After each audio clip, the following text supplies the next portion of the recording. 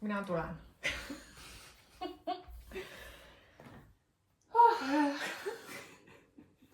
No tere, Anetta. Tere, Riita. Rõõm sind siin suure lille alla näha. Aitäh, mul on ka rõõm. Et sina oled siis üks nendest, kes osales minu viimasel Lomi kursusel. Enne kui ma küsin, et mis siis suve jooksul saanud on sinu Lomi karjäärist, küsin, et miks sa üldse tulid Lomi kursusele? Kursus algas meil märtsis ja siis umbes pool aastat tagasi. Ja ma mäletan kursuse algusest, ma mäletan esiteks seda, et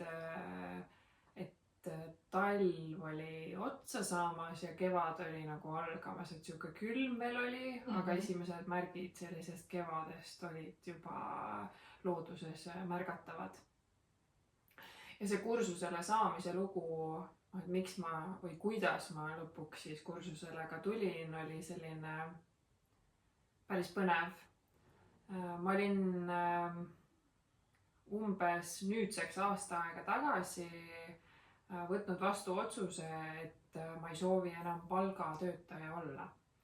Ja päris pikalt ma olin sellist varjusurma võib-olla läbi elanud, et minus oli hästi palju küsimusi, et kes ma olen, mida ma teen, mida ma tegelikult teha tahan, sest väga pikalt oli minu jaoks võrdusmärk karjääri ja minu vahel, et mina võrdlen minu karjäär.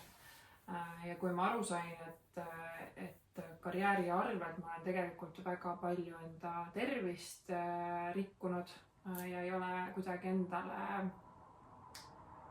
vastu üldse selline lahke olnud, siis kuidagi saigi see otsus tehtud ja selle varjusurma perioodi vältel võib-olla ma sain aru, et mulle endale väga meeldib massaaži kogeda.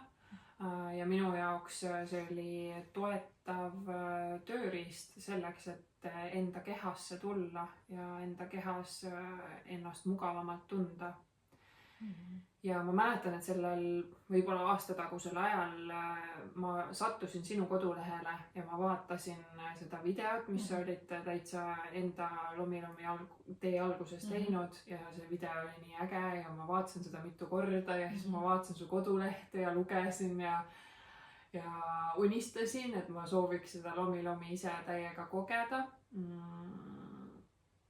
Ja kuidagi sinna ta jäi ja mingi hetk mulle turgatas, et tegelikult ma tahaksingi massaaži õppima hakata, et siis seda teistele ka pakkuda.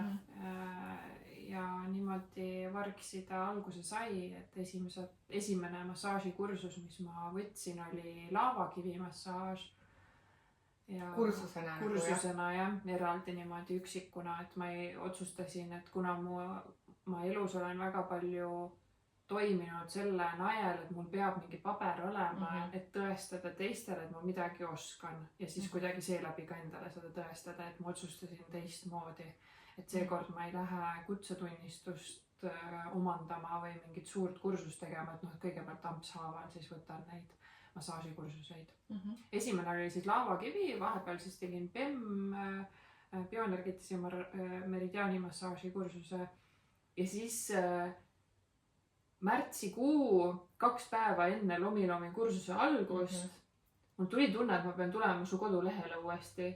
Ma ei mäleta, see oli lihtsalt hommikul siuke tunne, et mul nagu turgatas, et ma pean tulema sinna kodulehele ja siis ma näen, et 2 päeva pärast algab Lomi kursus. Ja selleks hetkeks ma olin jõudnud kohta, kus mul siis oli paar kursust oli juba tehtud ja ma tundsin, et see on nagu asi, millega ma soovingi tegeleda ja sooviks veel rohkem teada saada massaaži tegemise kohta. Ja siis ma mõtlesin, et 2 päeva on aega, kes teab, et mine tea, kes ei küsi, see ei saa ka teada. Ja siis ma võtsin sinuga ühendust ja nii oligi, et üsna kiirelt see läks kuidagi liikuma, see pall. Ja see põhjus, miks ma Lomi valisin tollel hetkel, sest et see kursuse kirjeldus ei olnud ainult lomi kohta, see oli midagi palju suuremat. Ja ma ise seda tundsin ka selles kirjelduses ära. Et minu algne taotlus, kui me selle esimesel kursuse päeval koos istusime, siis minu esimene taotlus oli see, et ma võiksin õppida enese armastust või armastust enda vastu tugevamana kui varem. Et niimoodi see teekond algas. Okei, väga tore. Minu jaoks oli see ka siuke väga meeldiv üllatus. Mina siin sahmisin, panin asju kokku, olin järgmine päev või kas seesama päev juba Tallinnasse minemas.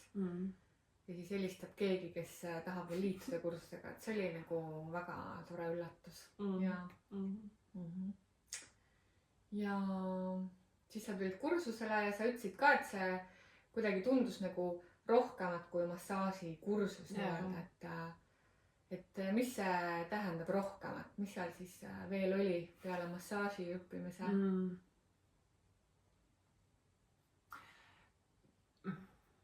Kuidagi, kui see sõna võiks olla kultuur või kogu see nagu maailm selle lomi ümber, et kuna ma ise olen Hawaii'l käinud ja lomi on Hawaii'lt pärit, siis ma juba tunnetasin seda, et see ongi palju enamat kui näiteks klassikaline massaaž, kus sa õpid selgeks võtted ja sa võidki need võtted väga selgeks õppida ja väga heaks massööriks saada, aga lomiga ma juba tunnetasin, et see kõik, mis ümbritseb lomit, ongi justkui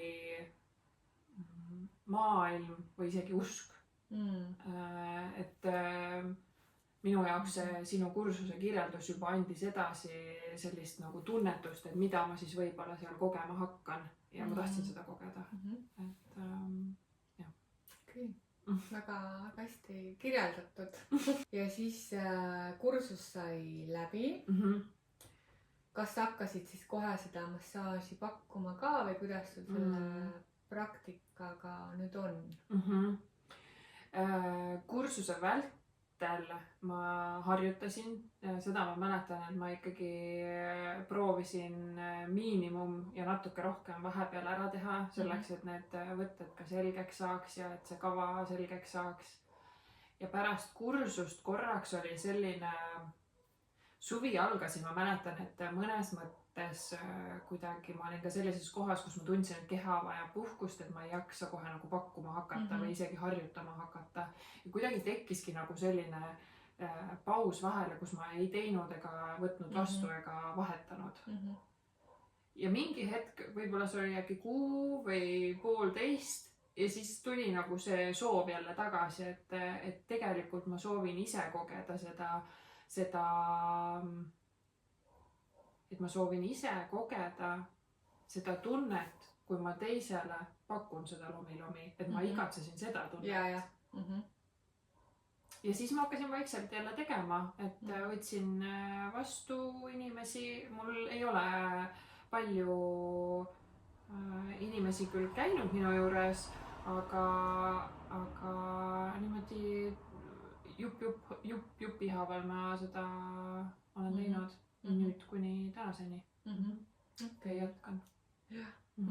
Okei. Et mis on olnud need, kuidas ma ütlen, kas kursuse ajal oli sul mingeid kohti, kus või mis need väljakutsed võib-olla olid või kas oli mingeid selliseid kohti, kus nagu justkui on tunne, et ei saa hakkama või nagu mingi siuke tekib mingi vastupanu või mis iganes vaata. Ja oli küll. Ühte momenti ma mäletan, see oli päris raske, see oli pärast äkki meie teist kohtumist. Ja ma mäletan, et meil oli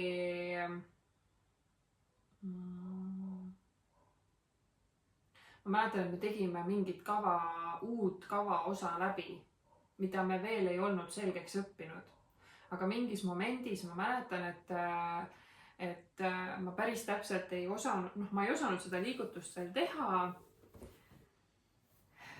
Ja siis sa kirjeldasid uuesti seda liigutust, me olime selle nagu läbi teinud, et meil oli see sina olid nagu kõigepealt ette näidanud ja siis meie hakkasime ringis tegema ja see oli selline hetk, et et kus mul nagu täpselt ei olnud meeles, et kuidas see liigutus oli ja siis meenutasid mulle ja tolles hetkes ma mäletan seda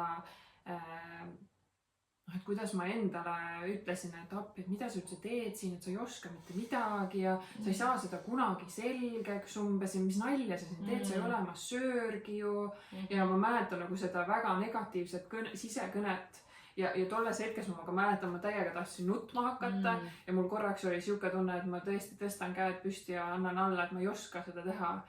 Ja tollel päeval see on minu supervõime võib-olla, et ma oskan seda varjata välise maailma eest ja suutsin selle siis väga edukalt taaskord alla neelata.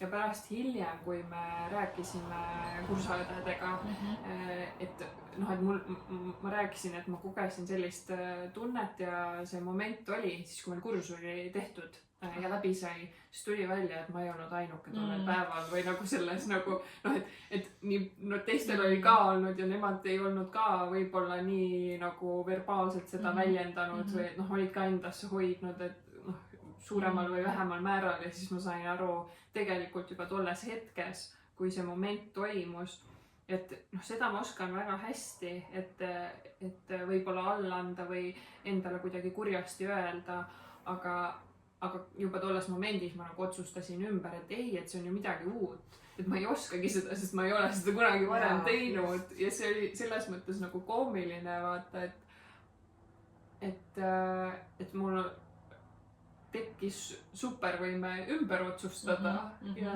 see oli väga päästav tunne ka, et ma ise otsustasin selle ka ümber teha koheselt või nii kiiresti, kui ma suutsin.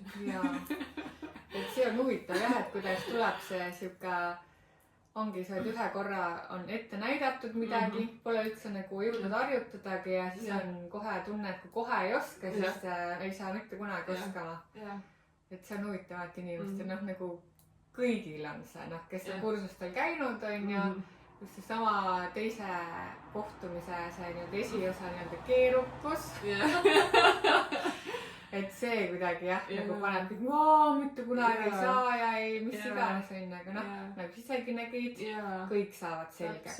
Täpselt. Ja see eksami moment ka, tolleks hetkeks ma juba tundsin, et ma olin endaga nii heas kohas, et kuigi nii-öelda selle eksami tegemise ajal mul läksid mingid asjad sassi, mis oli mulle endale ka üllatus, aga ma olin, et ahah, okei, täna siis on niimoodi ja kuidagi selles eksami tegemise ajal ma juba nägin seda muutust võrreldes tolle varasema momendiga, et juhtuski nii, et ma ei osanud või läks meelest ära, aga see oli okei, et see oli kõige parem, mis ma suutsin selles hetkes teha, et nii kuidagi nagu see enda kasvu ka nii ilusti kuidagi jälgida või tähele panna.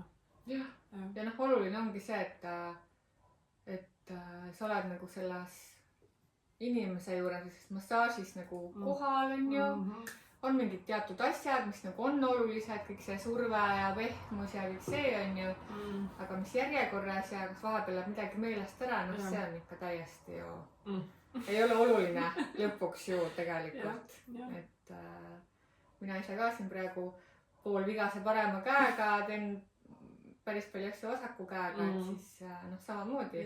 Laual ei saa arugi. Ei saa. Niiviisi jah. Okei, ja vaata, mul oli mingi värk, mis ma tahtsin küsida.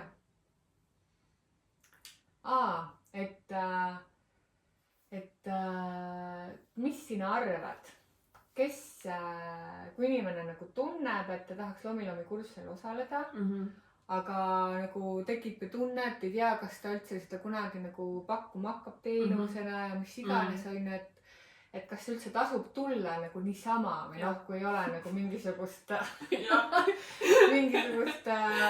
ambitsiooni nagu hakata seda massaaži pakkuma nii-öelda teenusena inimestele. Ma arvan, et tasub tulla küll.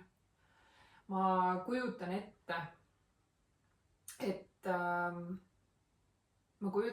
need inimesed, kes tunnevad seda tõmmet sinna tulla, on juba sellises hetkes võib-olla, kus nad tajuvad seda, et nende kätes on vägi ja et nad soovivad edasi anda armastust, hoolitsust, mida iganes läbi oma käte. Ehk siis see ei pea olema ju teenuse pakkumise vormis. See võib ju olla enda kallitele inimestele tervenduse pakkumine enda käteväega. ja see öeldakse ka ju, et käed on meie südame pikendus. Et see ongi ju ravim või tervendus, mis on meie enda kätes. Ja ma arvan küll, et see kursus ei ole ju ainult nendele inimestele, kes massöörid on või massööriks tahavad saada kui elukutse mõttes. See on midagi palju suuremat nagu kummalgus see on. Ja kunagi mul tuli, Tartus oli koolitus ja tuli üks naine, kes oli nagu massöör, tegi klassikalist massaaži. Ja siis tema justkui tuli uut tööriistama sinna tööriistakohvrisse, siis teenuse nimekirja nagu saama või lisama ja siis ja see oli nii huvitav, kuidas temaga toimus nagu selline tohutu avanemine seal kuidagi, et oli siuke pigem kinnisem ja siuke ja siis see oli vist koolituse mingi see viimane nädalavahetus. Meie olime mingisuguse seltskonnaga seal ühes saalis, sõime lõunat, rääkisime juttu, hullult mõnus oli, onju. See naine tuiskab sealt kuskilt nagu õuest tuppa, onju. Mingid pisarad voolavad, kunnik lilli on käes, onju.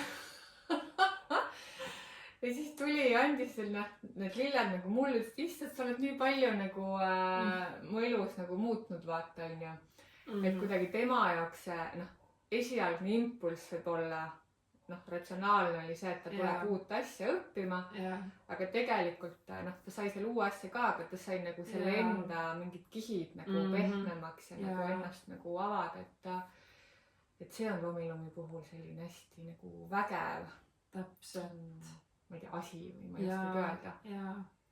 Ja ka see, et mis mina ise olen aru saanud, et tihti on kõige olulisem see otsus, et kui me juba tunneme seda tõmmet kuskile minna või midagi teha, siis see on juba meile tegelikult märgiks, et see võib olla järgmine teeotsake.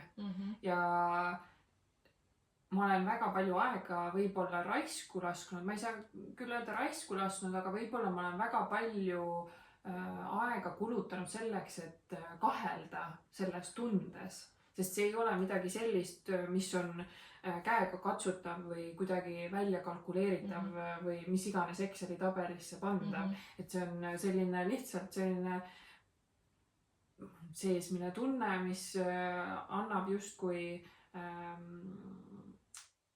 infot selle kohta, et kus järgmine võimalus on. Ja tegelikult eks me otsimegi ju seda teerada, mida mööda minna. Et juba see otsus, et ma lähen sinna, see juba viib järgmiste kohtumisteni, tegudeni ja ka need inimesed, kellega kursusel kokku satud, see ei ole juhus, miski ei ole juhus. Et isegi nende inimestega koos seda teha, see on ka väga elumuutav igas mõttes kõigile. Jah, absoluutselt. Et minu see üks lemmik ma ei tea, kirjanik ja kõneleja Elisabeth Gilbert, eks ju. Siis tema ütleb, et järgne huvile. Ja mulle väga meeldib see ütlemine, mis see mõte üldse nagu.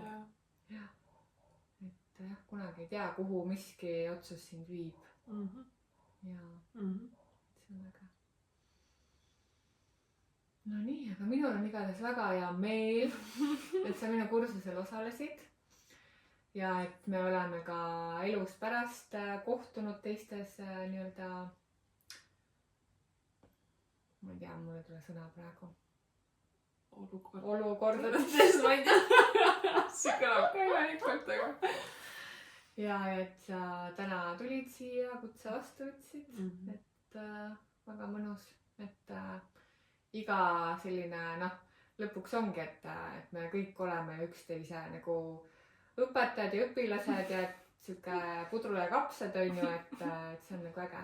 jaa, aitäh sulle ka. kohata ägedat inimesi. jaa, aitäh sulle.